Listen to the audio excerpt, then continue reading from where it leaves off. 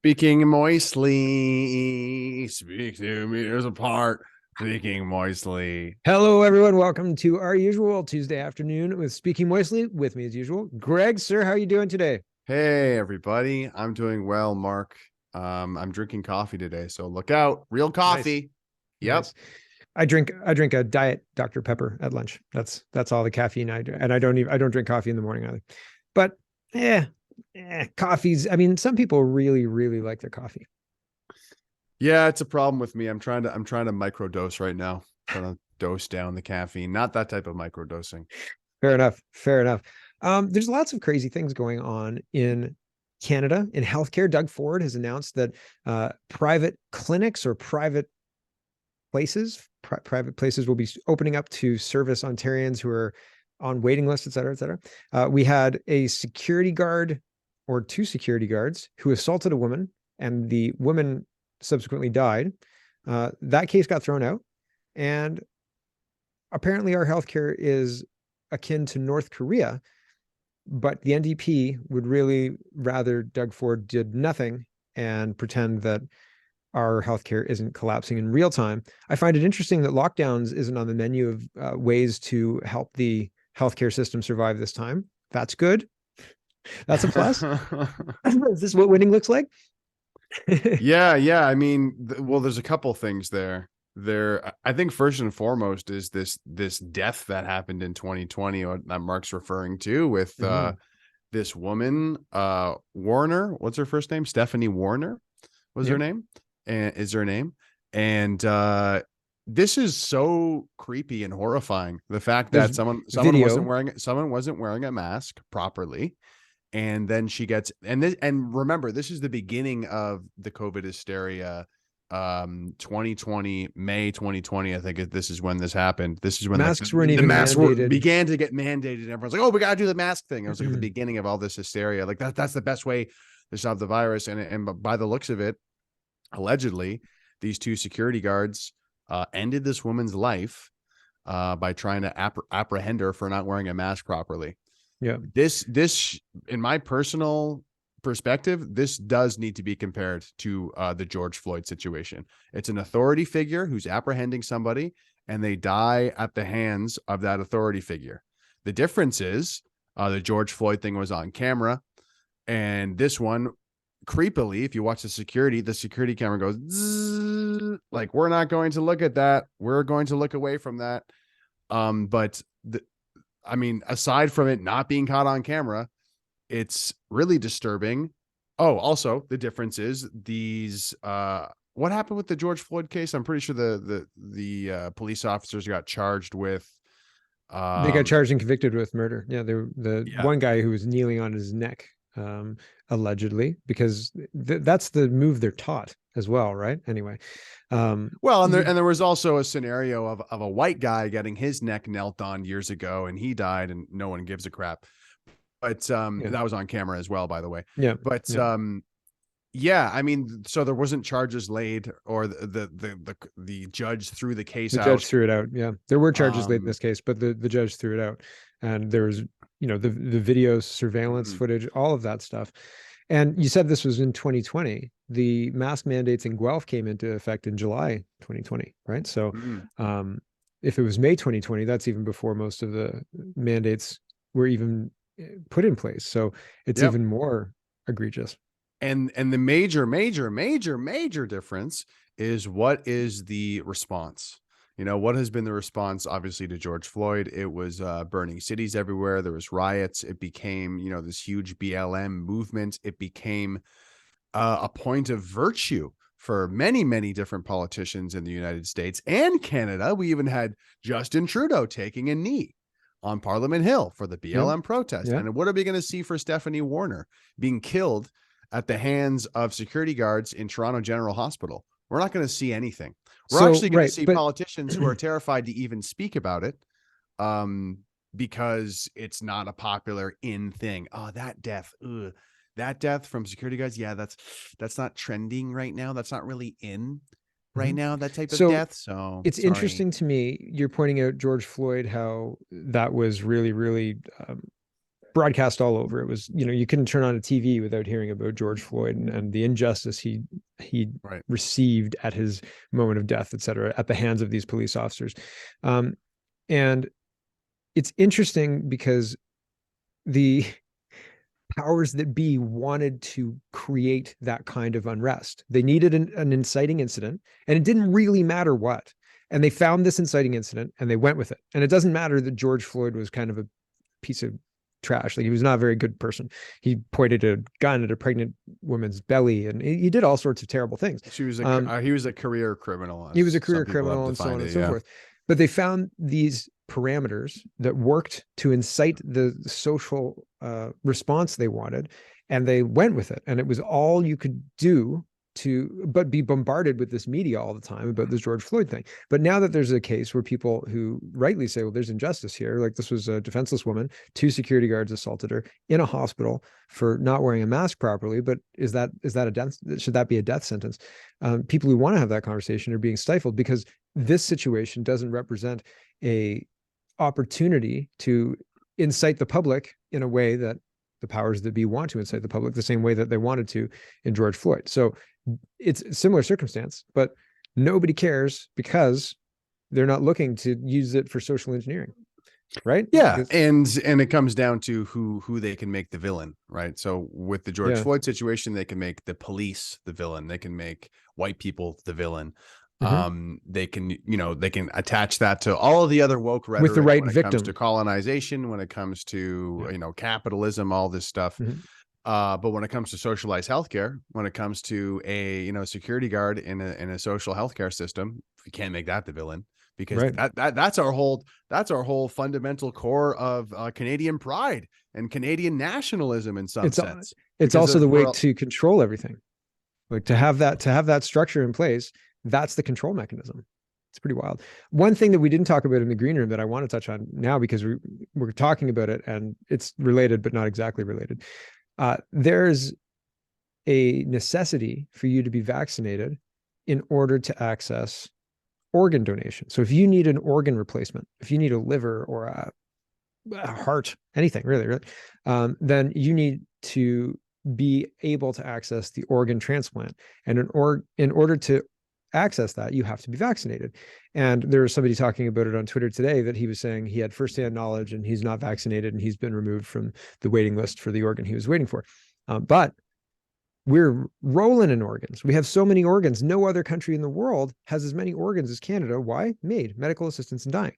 So if you're in a situation where you want to live and you're doing everything you can to live, including making your own medical choices, that medical choice, and then you happen to need an organ, you can't do that without acquiescing to the jab from the government. Isn't that wild? Isn't that crazy? I never really thought of that. That's it's certainly getting that everything you described is such a very disgusting way to look at it all. It's like we all got all these organs from MAID, but you can't take advantage of it unless you got want eyeballs. Jab. We got lots of eyeballs, and we got lots of other organs. I don't know which other specific organs. Eyeballs are usually very viable. So I do think just to go on to the jag meat part of the conversation, because he's essentially saying, how dare how dare Doug Ford suggest partially privatized healthcare, or introducing a hybrid system. It just seems to be so dishonest, right? Because it's like these people are acting like we're just going to get rid of socialized healthcare, when in reality it's like, well, we're trying to supplement it. Is that, am I wrong, or is that? No, I think you're right. I think that the intention of most people is to fix the problem. And so, like with the George Floyd thing, when they said no more police, they were trying to say the police are the problem. And most people who looked at that said maybe that police officer is the problem, but police aren't the problem. And it's the same thing. It's the same thing here, right? Where they're trying to say healthcare is the problem. And most people are saying, I think probably the administrator of this hospital is like the problem, but maybe not healthcare. But they want us to believe that, and so we get angry. So yeah, I think that if you talk to the regular person on the street who looks at what's happening, they would say, okay, having like a public-private partnership between private clinics and like a public hospital that's, we could work with that. But if you talk to a politician, it's either you have healthcare that is socialist and 100% funded by government, or you have the American system and you will be poor if you ever get sick. And there is no in between. There's Yeah, absolutely no in between. We there's cannot no have any conversation about that. there's no room for nuance. And I saw a TikTok about it of kind of like the leftist perspective. And it's very much like, did you see who's investing into this healthcare stuff? It's the same people from Loblaws. All these like rich billionaires are going to get richer. They're just exploiting us. Those grocery store CEOs. And it's like, these are probably the same people who are like complaining about how horrible the healthcare system is. Right. So it's like, something's got to give here, folks. We got security guards killing people for not wearing masks. Like 2 years ago. I think it's time to at least try something different. Like let's maybe try something that's partially privatized. Well, I mean, something that might work. So here's, somebody mentioned to me. So I was talking about, I was on Twitter and I can't remember exactly what I said, but somebody came back to me and said, listen, the main difference between socialized medicine and private healthcare is in socialized medicine, the patient represents a net loss to the system, a drain on the system. If you have more patients than you have assets, then or assets to care for those patients, then you have to get rid of those patients in order to make your sheets balance. Somebody has to go without care because you don't have enough to care for everybody. And so in socialized medicine, you're a drain on the system just by being there. Okay. And in order to balance that system, you have to look at macro population. And so they say, well, we have enough resources for 10,000 people. And then you say, well, we have 15,000 people. And they say, okay, well, 5,000 people won't get care. And how do you decide that? Right. You say, well, the most healthy won't get care. The tallest won't get care. The people who have the wrong skin color. Who knows, right? Who knows how these unvaccinated won't get care. See, there you go. There you decide. But in a private system, you don't represent a burden to the system. You represent a revenue stream. You are important and you're a customer with dollars to spend, right? So if you're in a private system, the system wants you there. They don't want to kill you. They want to keep you healthy enough. But I mean, humans wear out, right? We're always aging. Hair falls out, hair starts growing in places hair wasn't growing before. You need different things, right? And so like a proper healthcare system understands that you're going to come back to the doctor, even if you're healthy now, you might not be healthy next year for some other reason, for whatever that's outside of their control, but they could still see you as a net positive on their model. So our system, the Canadian system as it stands, sees the Canadian population as a burden because it has to pick and choose who it can give care to. Whereas a private system would not see the patient as a burden. It would see that patient as an opportunity and do everything it can to win that customer over, right? And actually, I think that the case in point of this is MAID, medical assistance in dying. It's like, if you don't believe Mark that the system does not value caring for the Canadian public, then why the hell are they pushing MAID?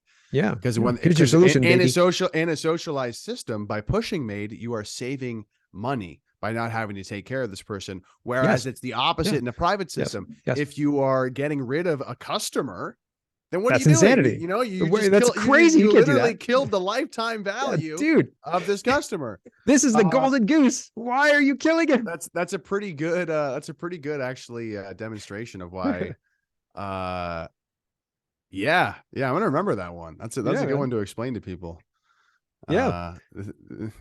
Our healthcare system is so good that they introduced MAID because they need to save taxpayer money. The private healthcare system would never do that. So that's one positive of the private healthcare system. They wouldn't encourage you to end your life. Jeez. Yeah. So I think we've done that. I think we've done that justice. We'll end it there and we'll move on to the WEF. Elon Musk is making fun of the WEF, talking about how Klaus Schwab is talking about mastering the future. And he's like, this sounds like a movie, this sounds like pretty ominous. He said the mastering the future. And there's another thing Klaus said, and Elon said, this movie writes itself. So they're kind of showboating, but they're also talking about how it's very important to move fast because people are waking up to the bullshit. People don't believe their bullshit. Yeah, exactly. They're not saying that people don't believe our bullshit, but you can kind of see it in their eyes. Idris Elba and what was his name? Al Gore. I've got a clip of Al Gore for tomorrow's show for me. And Mm. he's, I mean, it's like condensing uh, an inconvenient truth into a minute long clip. It's just terrible, but he's totally unhinged. He's like, yelling about shit. It's crazy. Talking Uh, about climate change. He was talking about getting rid of cars too, all these which we'll like talk about. super rich celebrities talking about this. I mean, they must be laughing their head off. You know what I Well, they're mean? not Like getting rid of they cars or have, of drivers or course anything like not. that. It's for the peasants. For It's for you, the yeah. peasants. It's It's it's just like well, it's just like the bureaucrats who are doing the numbers on the um, we healthcare will system. decide what you get to eat and what you get not to eat. You will be eating bugs, okay? You Yeah, will enjoy the bugs. You will not get any more vehicles, okay? This is great. We are going to that's where they're dictate the going. That's future for you. but it's like the bureaucrats who are administering the healthcare system. If they've got 10,000 units and 15,000 people, it becomes a macro problem. It doesn't become a problem of Mark and Greg, right? That individual people or Mark's family and Greg's family. It becomes macro, 5,000 people. We got to get them gone. And this group Mhm. looks all right. Get them Yeah, gone. and that was part of the well, that popular pharmaceutical product. You know, it's like we need less clients on Earth. Well, maybe we can control the population with more injections and more healthcare, more strangulations in Toronto General Hospitals. Maybe that'll help with Yes, the with the healthcare and come with for the healthcare, stay for the maybe strangulation. that'll help the housing crisis. We just need more security guards choking people out. The way to solve this problem is Uh, more healthcare and more immigration. Okay, healthcare yeah. for old stock Canadians and immigration to replace them from the healthcare. Another thing Klaus Schwab said, this is an Andrew Lawton tweet. WEF chairman Klaus Schwab says he expresses himself, but doesn't make, quote, political statements or economic statements, which are, let's say, in any way influencing political personalities. He just wrote a book called The Great Reset. And I'm pretty sure like No, and the subtext was Build Back Better. well, and I replied with the old clip of Klaus Schwab being like, "We are very proud of ourselves. We have penetrated Justin Trudeau. Half of his cabinet agrees with us." You're not The political at the all. use Klaus of the Schwab, word please. the use of the word penetration makes it really personal. Like you can almost feel it. It's just like, oh, like, it's a little uncomfortable. Like the back I of a mean, Volkswagen Beetle. it's you have to pay a price to get to the top, Justin Trudeau has paid the price Mark. over and over again, apparently. Oh yeah, no, absolutely, um, absolutely. I am We won't get graphic, but you can get no, you can you get the can fill in the picture. details. I am concerned. That's why he sits like that, though. That's I what am we'll say. concerned. Okay, moving on. I'm concerned that the WEF, if they do lose or start to lose power or start to lose influence, that we'll see some kind of temper tantrum or some kind of response from the I powers that be. I think they're already losing power and Yes. security, and that's what they're doing. That's why they're trying to rush into like Do you think so? Do you think the fact virus that 2.0 or whatever. Didn't they do this whole like, yeah, virus trial thing again like they did it's Event going to be a 201? cyber attack? They want a cyber attack. Oh my god, it's so lame. It is well, That's but so so lame. I saw a video and I used it in my show today talking about how the cyber attack will take down transportation, electricity, and because it takes down transportation and electricity, something else and something else. And I'm pretty sure that in like Ontario anyway, electricity is regional. If you have 600 homes out, the central electricity people that you pay your bills to don't run around with their hair on fire going, oh no, there's 600 people out without power. They go and they fix the problem. And then, they deploy people, et cetera, et cetera. And if there's some cyber attack where they say, you will give us all this Bitcoin in the world and blah, blah, blah, blah, I'm pretty sure you could unplug from like the router and go back to doing it how we This did it in 1992. Like, this is I mean, this is kind of based on my own intuition, but I saw a video that came from whatever it was, the World Economic Forum, but they're like, it's a cyber virus with COVID-like characteristics. That's literally what this video says. bullshit. And Oh it's my like, gosh, this really? doesn't make sense. Okay. Like a computer virus is not the same as a virus like whatever.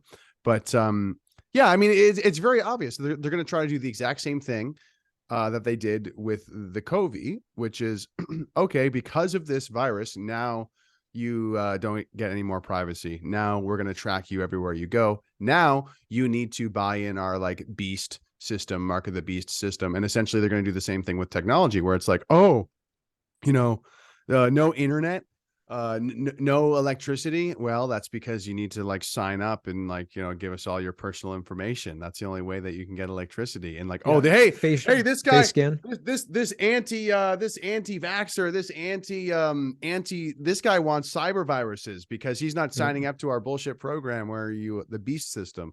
Yep. And Well, I think, and I hope you're right. Like, I hope if they do try to do this, I think it's too soon. I think they might wait a couple of years till they try to do the cyber attack thing, because people are just so fed up at this point. I don't think it would work. But when they do try to do it, yeah, it will red pill like everyone who's into technology, everyone who likes electricity. Yes. Well, and every IT person, because they're gonna see South the Africa's premise of the cyber attack and be like, what? So they're just gonna like, it just shuts down the electricity. Like, what do you mean? My laptop's going to stop working? Yeah, The electricity's not on. Yeah, And the it battery's definitely charged, wasn't. it's fine. Someone had to have programmed that in there. Okay, Like, hold on. there's no way South Africa, which didn't, as far as I know, have brownouts and blackouts as a regular thing in like the 2000s to 2010, let's just say. It wasn't, as far as I'm aware, I wasn't reading things about how South Africa's trying to climb out of rampant blackouts. I thought South Africa was pretty stable place in Africa, right? And maybe I'm wrong. Let me know in the comments if I'm wrong. But now even the main cities are dealing with brownouts and blackouts, and it's amazing how quickly people just acclimatize to that. People in India were dealing with brownouts and blackouts up to 2010, and then Modi took over, and one of the reasons he became the prime minister of India, or prime minister, I think, is because he took the power seriously. He made power 24/7 in his province, and then he became the prime minister of India and made power 24/7 in India, and so he's popular for that, right? And I mean, there's always people who are on one side or the other, but that's something that's very tangible that Modi is credited with. So people get really used to not having power when that happens, and they deal with it. And I'm not saying that will happen, but I'm saying that it won't wake up as many people as you think. Unfortunately, people will be upset. They'll complain, they'll bitch and moan, and they'll say, I hope the government fixes it. And you'll be like, yeah. And it's like that Alex Jones clip, right? Where he's just sitting there. He's like, come on. Yeah. I think if lockdowns taught us anything, this really scared me anyway. Wow. Will people adapt quickly? All it really takes is like 2 months, and everyone's like, yeah, I'm used to this now. And it's like 2 weeks to flatten the curve. Wow. Don't see anybody ever. Yeah. And it's like, it's wow. So you're basically just kissing our old way of being able to freely go to a restaurant goodbye. Like, that's just all over. All that's done with. Yep. It was very creepy to see how quickly people adapted to just, all you need is 21 days of programming, 21 days of CTV news, and then okay. Yeah. It's not just CTV news though. I mean, there were movies talking about lockdown, and like there was the lockdown movie, and there was all sorts of stuff that had the COVID pass, like had COVID passports and all sorts of just wild stuff. So it wasn't just CTV, it was media before the pandemic was seeding it. I mean, even do you remember the Brad Pitt movie World War Z? World War Z? Yes, I do. Yeah. So did you read World War Z? No. World War Z, the book, was like a collection of stories where a guy was chronicling the zombie war, basically that the humans won, but kind of technically with these caveats, like we won, but you don't want to go over there because there's zombies over there, right? So we didn't really win, but we figured out human society and we've blocked off the zombies, basically. And the book itself is just a collection of different stories that seem kind of unrelated. And I thought, I wonder how they're going to make this movie like a movie. And they made the movie before they had the rights to World War Z, and they got the rights like halfway through filming. They had Brad Pitt connected and the whole deal. And then they were like, oh yeah, we're going to release it under World War Z. But they were using, and World War Z was about a pandemic, right? A pandemic that changed humans into the zombie things. Same with V for Vendetta. So it's not just CTV media in 2020 or CTV news in 2020 and CBC and all the rest went crazy. It's for 30 years, probably more, but 30 years to my recollection anyway, and I'm 40, um, of constant programming and softening people and introducing them to these ideas and twisting reality in a way that this crap would be believable, but it's not believable if you look at the world through the lens of reality, I suppose. But Mhm. reality is valuable in whatever CTV News says, right? Yeah, yeah. I've been thinking about this. Um, why are people so apathetic? Why are people so depressed? And I think that when it comes down to it on an unconscious level, whether they've consciously admitted this or not, people are realizing that they don't actually like reality that much. They're not getting that much fulfillment out of their reality. They're not getting that much purpose. They are like kind of not because of their newly formed lifestyle, especially during lockdown, they weren't really getting to have those human connections with individuals. They Mm-hmm. weren't getting to have that sort of deeper meaning of why I exist and what I'm going to do for myself, for my family, for my community, for my country. All that stuff slowly but surely has been kind of cut away from people or programmed out of us. But I think the cherry on top was lockdowns. And when you're on your phone all the time, on top of all this, unconsciously, you're like, I really prefer to be on my phone than be in Mm-hmm. reality. Or I really prefer to be intoxicated on drunk or on X, Y, or Z. Mm-hmm. And I think that people have unfortunately unconsciously kind of realized this. And that's why it's like, yeah, maybe I'll just get made. Like that's why it's like such an easy decision for some people. They've Yep. realized Mm-hmm. like they've lost their humanity in a sense. They've lost Yeah. their sort of connecting to why people truly want to live. Yeah. It's quite scary. So It I is. do agree with you that there's like, programming that's happened throughout the years, but I think the more profoundly thing that's happening there is like people don't even like reality anymore because they've been stripped of being able to connect with, their humanity. Yeah. Yeah. No, I don't disagree with you. I think that that's by design because in order to get people to do that, to deny what their biological clock is telling them, deny kind of what they know to be healthy for themselves, and do these things that they're being suggested that they do, um, cut off healthy sex organs and things like that. They need to be disconnected from real reality, and that's the job of all of these, um, well, your phone, your media. We watch Avengers, who are stand-ins for gods, right? Because they're super powered and whatever. Have these fights in CGI world, and we watch these incredible things who are supposedly humans turned into, like, Avengers, and they fight, and we see this as real or achievable. And like these people are the people that we're supposed to model ourselves on, and we've lost the connection not just to humanity but to a spiritual, um, ideal, I guess. But I'm probably not articulate enough to communicate it effectively. Yeah, I think it just comes down to like people would prefer to just like be in their bed looking at their phone than even be like living their reality in real life. You know what I mean? Yep. So we get so spoiled by our devices And that virtual reality isn't good enough yet. It's not a good enough replacement. Like VR was supposed to be like an actual replacement. You were supposed to go into the metaverse, and people were supposed to that was supposed to be like the next phase of the phone, and you could have I a think that's job there. just I think that's just going to make people more depressed though, because once again, Yeah, it like will. as much as you'd I don't like think to people would do it. escape into VR and escape into like our devices, like at the end of the day, we are in reality, and like the less joy that we have in reality, obviously, the more depressed we're going to be. The more we're always trying to escape, the more, and then every time that we come back to that reality after escaping, the lower of a low it is, the more depressing it is, the more like maybe I should just get mated or whatever. And Yeah. that's why and that speaks to like the whole spiritual battle and everything. But anyway, yeah, just wanted to share that. Do we have Yeah. another topic? No, I think it's probably a good time to just wrap it up because the other topic will take us 10 minutes anyway. So, are you cool Okay. with that, or do you want to get into cars? No, it's all right. It's all right. Let's gas stoves. I love gas stoves. I love combustion The gas engines. the gas Okay. stove thing was We hilarious. I need it was in like, what is Canada because happening? it's so cold here. I hate how they do that. They're like, no, you don't need gas stoves in Canada. You don't need combustion. Why would you You need don't need combustion? AR-15s. You Yeah. need F-18s. That's what you need if you want to take on the government. Did you hear Joe Biden's MLK speech?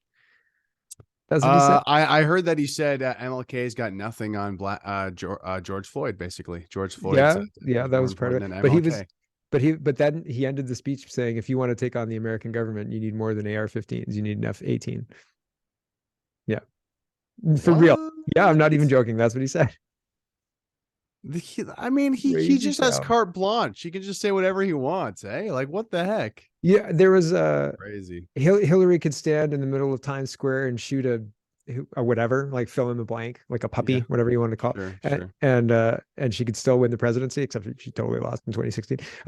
Right, that was the kind of thing, and it seems like Joe Biden can sniff as many whatever he wants and say whatever he wants. He calls like service people in the United States, like clap, you dumb blanks. Man, it was just crazy. It's crazy. I The whole existence, the whole narrative is built to demoralize. I think that's what's going on. Just demoralize Definitely, people, cut definitely. them off at the knee, and then as soon as they grow up a little bit, cut them off at the knee again. And then they're demoralized. And then you can do whatever you want. It's crazy. Yeah. You Insidious. you got to stay out of the fear. You got to stay out of the fear It's true. emotion, because when you're there, you can't get anything done. No, no. And It's not about being, but you got to look at it sometimes. You got to be like, wow, things are pretty crazy. Like, did you see that? do you Yeah, really things are though? pretty crazy, man. Yeah. But Sometimes do you have to look at it?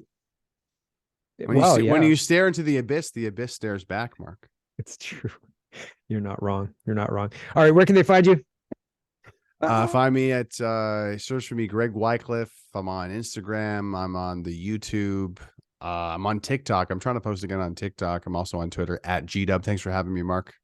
Always lovely to chat with you. I got removed from TikTok when somebody else was uploading my videos and telling me about it, saying, "Look how many views you're getting." And I was like, "Oh, that's amazing." And it was a girl, and she said, "Do you mind if I keep doing this?